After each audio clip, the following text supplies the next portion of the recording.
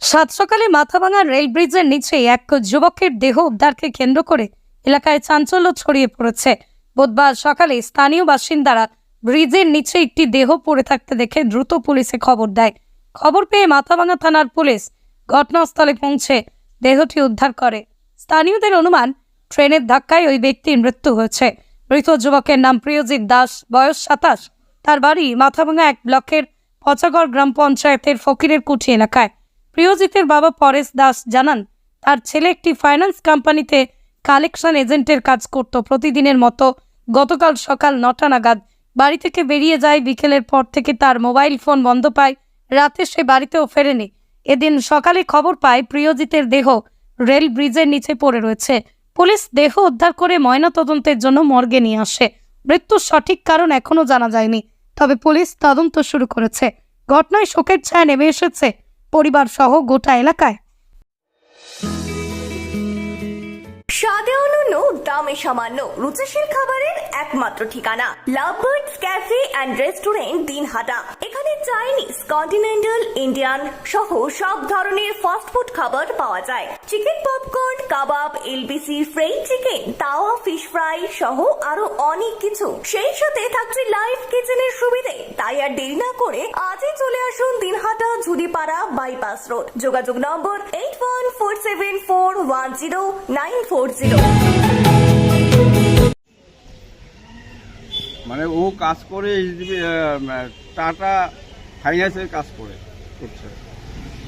তো কাজটা যে করায় সে হচ্ছে অভিজিৎ, শিলিগুড়িতে থাকে, ওর আন্ডারে কাজ করে। তো কালকে 9টার থেকে মানে 9টার রোজ দিনে ও বাড়ি থেকে বের হয়ে যায় কালেকশনে। তো কালকেও বের হয়েছে, মানে কালকে কী বার ছিল? মঙ্গলবারে বের হয়েছে। মঙ্গলবার বের হয়েছে, ওকে পাওয়া গেছে মানে ফোনে কালকে কন্ট্যাক্ট করা যায়নি, মানে ফোন বিজি দেখাচ্ছে। রাতেও বাড়ি আসে নাই না।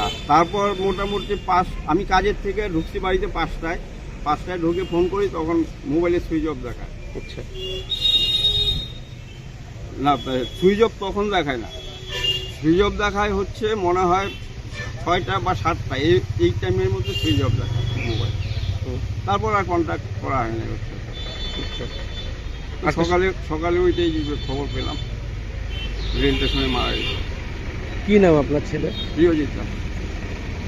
ও কি ফাইন্যান্সের কাজ করতো? ফাইন্যান্সে। আচ্ছা, কতদিন থেকে কাজ করতো ফাইন্যান্সে? ওর সাথে কাজ করে তো মোটামুটি বয়স প্রায় 6 বছর অভিজিতের সাথে। কি মনে হচ্ছে আপনার? মানে আমার কি মনে হচ্ছে আমি ঠিক বুঝতে পারতেছি না। মানে কাকে বলবো, কাকে দোষী ভাববো? কাউকে দোষী ভাবার মতো আমার কাছে নাই। আমার বাড়িতে কোনো অশান্তি নেই, বাড়িতে একদম পরিষ্কার। মানে সকালে আপনি জানতে পারলেন যে আপনার ছেলের দেহ পাওয়া গেছে ওখানে? কারোর সাথে কোনো রকম ঝামেলা বা কোনো কিছু? না, এই দিকটা আমাদের বাড়ির দিকে নাই, ওর কাজের দিকে আসে কিনা আমি সেটা জানি না। কি নাম আপনার? আমার নাম পরেশ দাস। বাবা হন? বাবা। বাড়ি? ফকির।